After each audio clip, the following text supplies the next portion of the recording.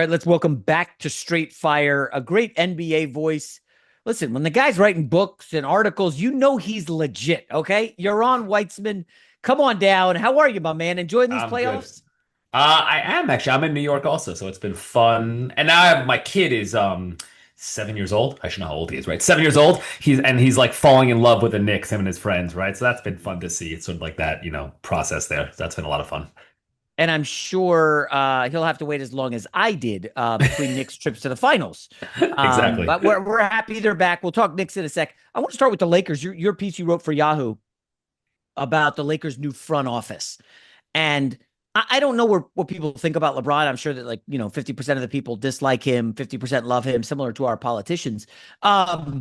But I don't know. I think you've probably got to retain him. I don't see him going elsewhere. However, this new front office, the rocket scientist the Lakers hired, there are some signs that LeBron may not like what they're offering. I talk to the people. Tell them what you know.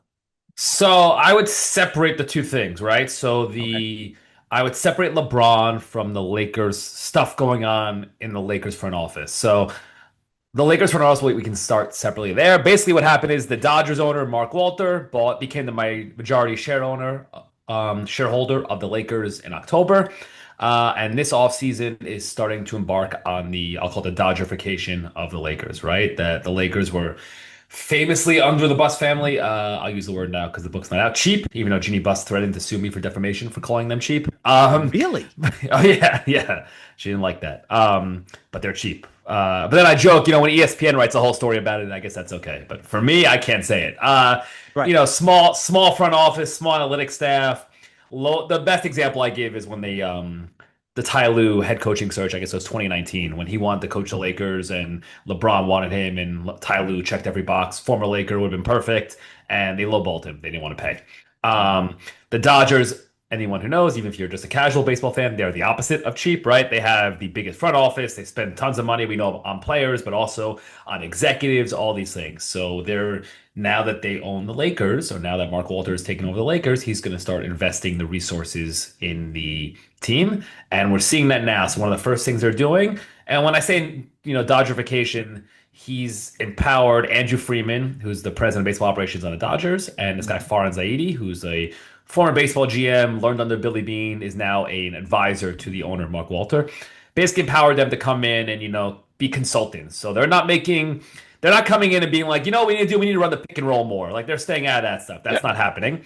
They're just talking about organizational things. And one of the things is building out the front office. Rob Pelinka had no assistant GMs. When I was reporting the book, it's a great anecdote. It's so telling. Somebody told me a story like, any other team I know how to reach. If Rob Pelinka was on the plane and I needed to reach somebody on the Lakers, I wouldn't even know who to call. Like that's what someone explained it to me, right? It's just What? he operated within a silo. He did this as an agent. It's just how he likes to work. It's how he's cut personality wise. Politically, it's good for him because it gives him all the power, right? Things like that.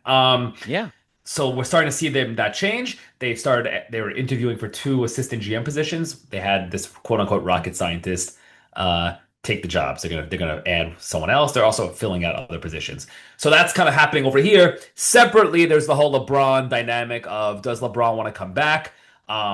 Is there a price that he's willing to come back on? Right? I should know the salary. I think it's like 50 million last year, whatever. He's not going to get that from the Lakers. No. Where he's famously, understandably, has since joining the Heat in 2010 said, "I'm not going to take pay cuts. I don't play under unless I'm on the max." He's not going to get a max now, so he's going to decide how much money he wants to take, and the Lakers have to decide if the amount he wants, and I'm sure we'll talk about this, if the amount he's willing to play for, if that makes it worthwhile for them to bring him back to this new Luka Doncic centered ecosystem. So, like, when I hear that, I think, oh boy, new management rolls in. I think I've told the story. I had the big lead and I sell it to these guys, and they're like, we're not touching it. You're successful. It's your show. Well, in 4 years after that, they decide to sell to Right. this new group. And the new group's like, yeah, we'll interview you and everybody. I was like, cool. Hey, here's what we do. Look at the P&L. I've been running it. We're successful. We make money.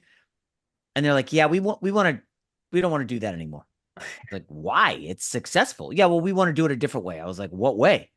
And they started telling me, and I was like, yeah, I don't know that that's going to work, guys. Okay, well, thanks. We'll get back to you. And then they tell me, hey, we're not going to retain you. But what they had already done was called like the New York Post to tell them, oh, we're pushing out Jason McIntyre and starting new stuff. I mean, it was just an embarrassing moment. Obviously, I felt like crap.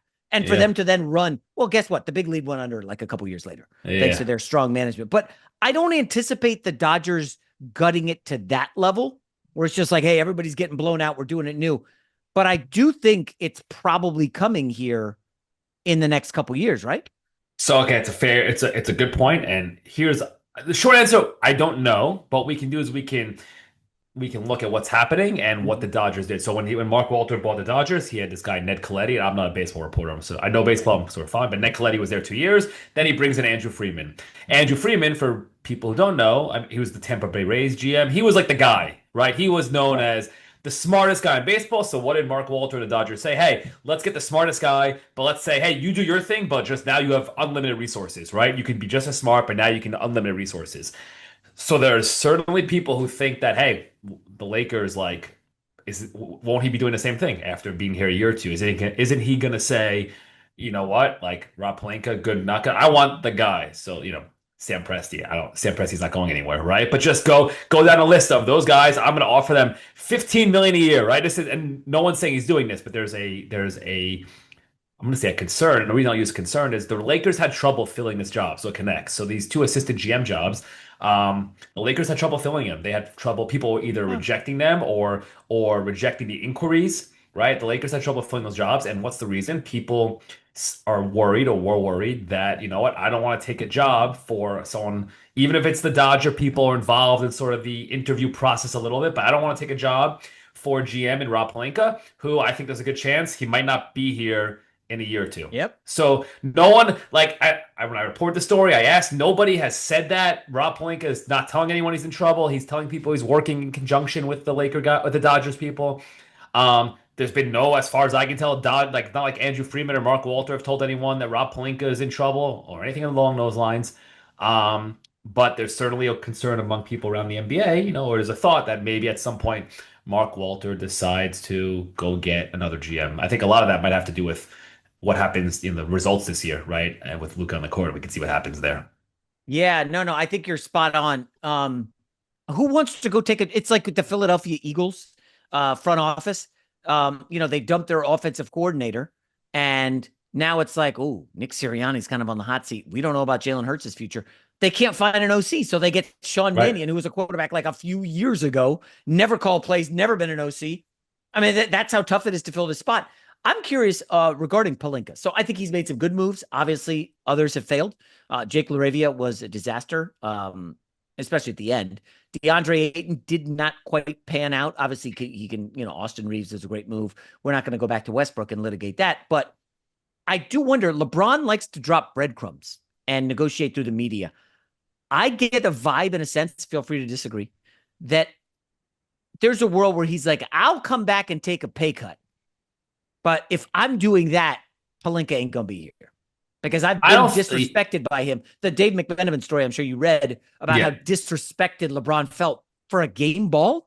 I read that as, hey, Pelinka, I'm out on you. But go ahead. So the disrespect out on me, I don't think one has to do with the other in terms of I'll only come back if that, right? I also think LeBron's recognizing, and this is what he's reckoning with in real time, he doesn't have that power anymore, right? That's one of the things we're seeing in terms of the contract. This was happening last offseason too, right? It's the first time, probably since he's, 12 years old, literally, right? Legitimately, in terms of like that he's not in control and he doesn't have the power and he is not, the decision tree doesn't start with him doesn't start with him, right?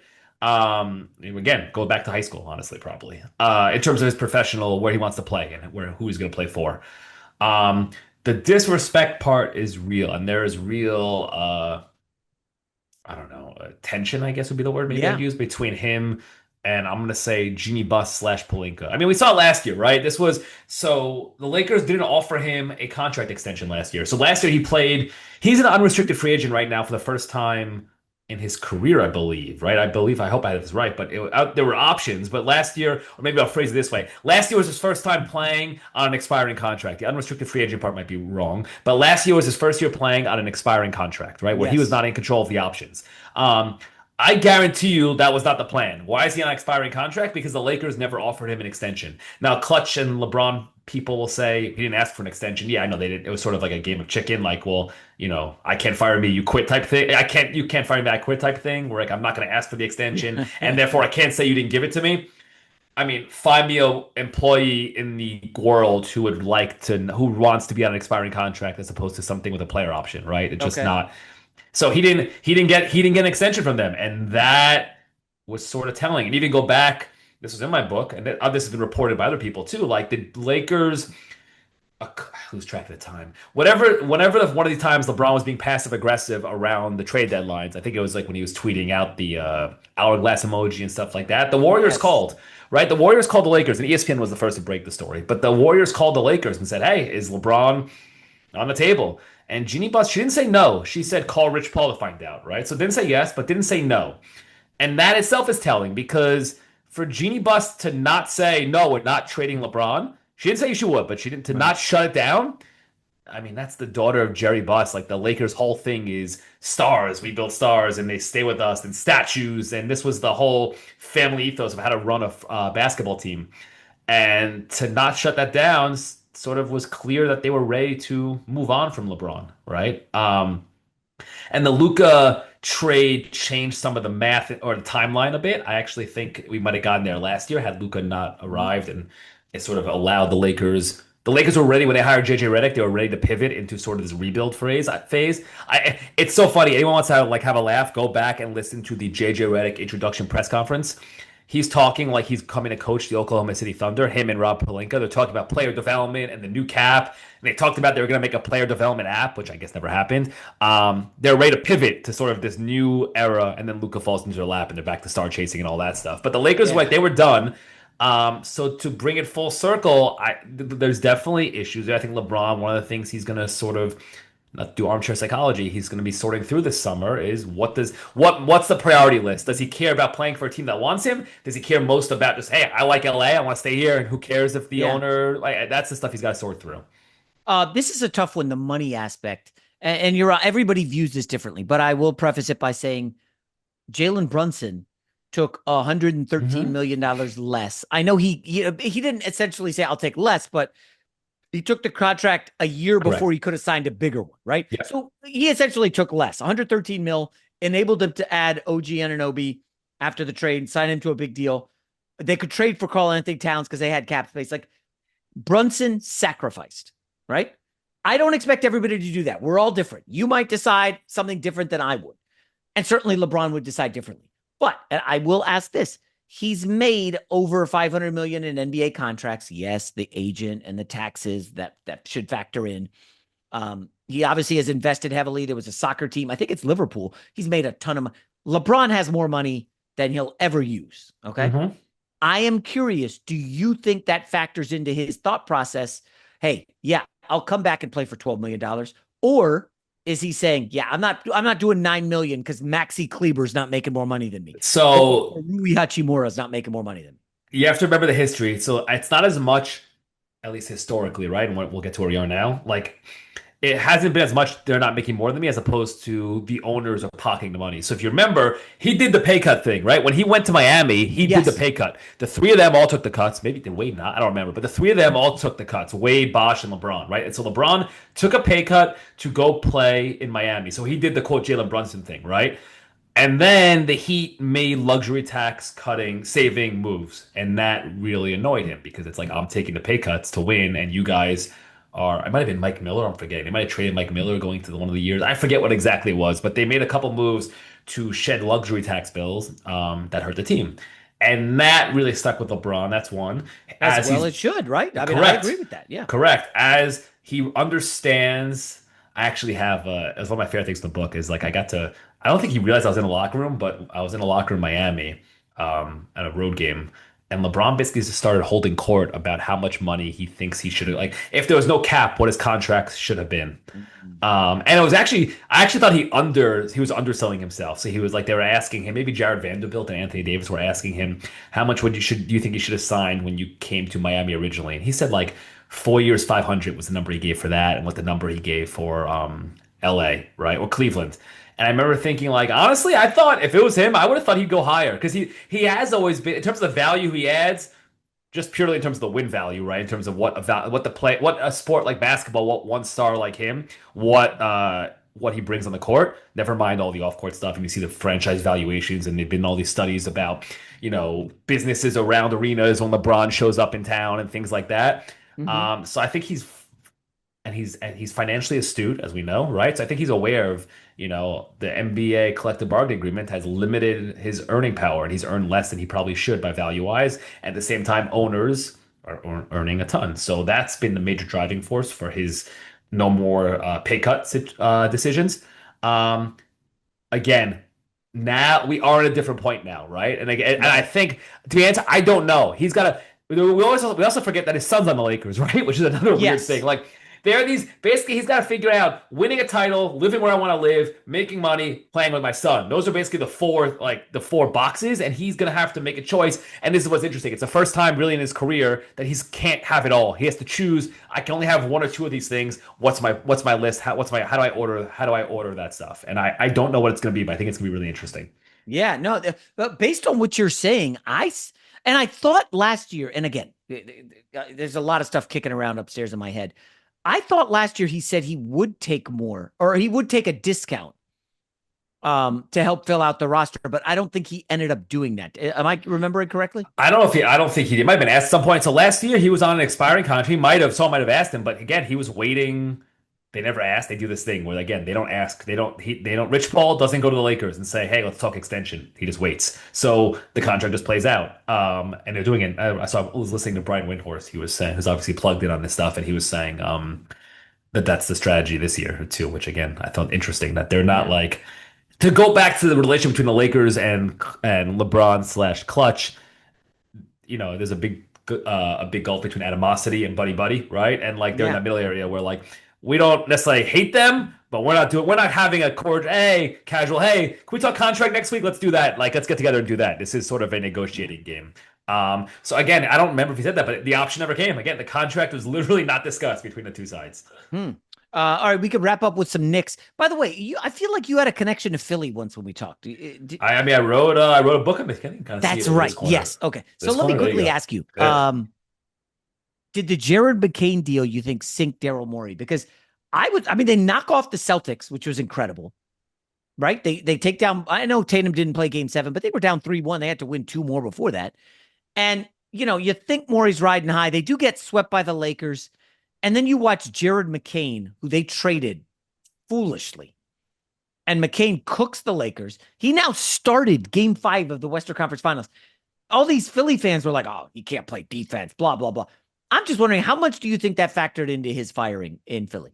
I think a lot. So I think the combination, Sixers owner Josh Harris is, we've seen it since he bought the team. This is a big part of the book. He's very susceptible to, I'm not going to say public pressure, public reaction, right? Like what the public thinks and is in the media. He might not say it. He's going to say it doesn't matter to him, but it clearly, if you follow his decisions through his ownership tenure, it influences him and it pushes him into certain directions. And the combination of not as much the Jared McCain trade. I'm going to take my opinion out of it for compared to Daryl Morey at the press conference saying we sold high on him, and that becoming a point that became and that becoming something that fans can point and mock him about as McCain is playing great in the playoffs, right? So the combination of that and the how that sort of became a public joke, right? The combination of that plus, and it's gonna sound ridiculous, plus the sweep and the MSG, I almost said MSG, the Knicks fan takeover of Philly, right? Oh, that's right. I think you combine these are sort of public narratives, right? The McCain narrative combined with the narrative of Knicks fans taking over, turning whatever the arena is called these days into MSG. Like that, I think those are the biggest things that led to the firing of Daryl Morey for sure. Interesting, huh? All right, we'll go to the Knicks to close it out. I'm Yeah. geeked. They're going to the finals. Your son is very stoked. I know they're going to be an underdog against the Thunder or Spurs, but I just wonder if this team is so different than they look during the regular season between the Karl Anthony Towns kind of positional shift, his passing, the usage rate for Brunson. I almost wonder if we have to throw out all our priors, like the fact that the Knicks have lost 6 straight to the Thunder. I just wonder if we have to toss that out. This is a different Knicks team, and they're kind of breaking models. They've covered 10 of their last 11 games. I agree. First of all, it's like the first team. First of all, in general, I think I've talked to people around the NBA about this. I think this year in general, the regular season numbers would just have to be all tossed out based on the amount of teams that were tanking. Like the whole second half of the year, it just what do you do with these like season-wide numbers? They're all ridiculous. This Knicks team though might be the first team in history to. It's one thing like you've seen all this. Everyone's seen the stats about teams to win 11 in a row and a differential, and if Yeah. these are all-time teams. The difference is none of those teams seem to flip a switch in game, not even 70, 82, in game like 85, right? That's Yeah. the weirdest thing here. That just game three before Atlanta, something clicked. And I know like we talk about the cat, kind of changing the offense. My understanding, if you hear the press conferences, it wasn't like, I don't think Mike Brown came in after that loss to Atlanta and said, okay, guys, new offense. Carl, you're over here. Like, that's not what happened. No. It's been more, it's more passive and organic, right? It's a really strange thing where it sort of seems like all the players decided we're sick of losing. Let's play our best. It worked, and it just became this thing that fed off itself and just grew and grew. And they're playing unbelievable basketball. It's like it's beautiful. They're winning. It's not just that they're crushing teams, not just that they're winning, they're crushing teams. Not just that they're crushing teams. They're crushing teams in the first quarter. Like these elimination games, it's not like they're turning into blowouts in quarter number 3 or 4. Within 8 minutes, the games are over, right? They're just putting, the feet on the throats of opponents. It's wild. So I'm with you. I don't. This has been. I do think they're breaking models, and they do.